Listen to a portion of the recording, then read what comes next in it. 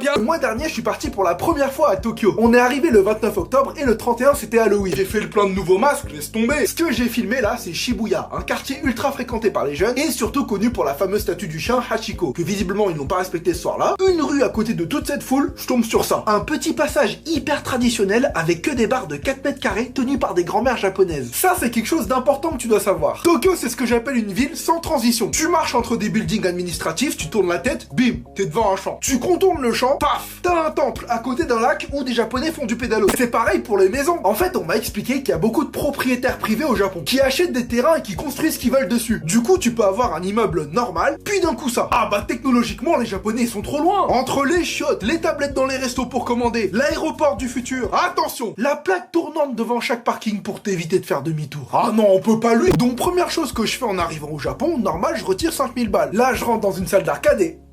Quoi ? Non mais c'est des yens. Avec la conversion, ça fait 38 €. Et là, je me suis dit, à Paris, il y a des pickpockets qui agressent les touristes. Est-ce que c'est pas dangereux d'avoir du cash sur moi? Et en fait, pas du tout. Tokyo, c'est une ville méga sécurisée. Il y a pas de délinquance visible. Les Japonais sont hyper polis, respectueux et bien éduqués. Trêve de mondani.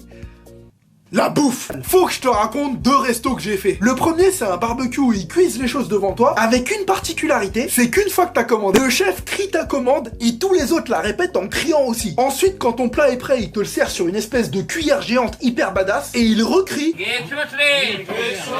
Le deuxième resto, c'était un des meilleurs sushis haut de gamme de Tokyo. Faut que je te parle du chef. Alors lui, c'est 1 mètre. Je peux même pas te montrer son visage tellement il pèse, tu vois. Genre même chez les poissons, ils en parlent. Quitte à finir découpé, je veux que ce soit par lui. Et la sauce et le wasabi, c'est que pour certains plats. Mais que le sushi, comme c'est sa spécialité, il le sert déjà parfaitement préparé, prêt à être savouré. Du coup, si tu rajoutes des trucs, ça veut dire que t'as trouvé ça tellement pas bon que t'as été obligé de réassaisonner pour que ça soit comestible.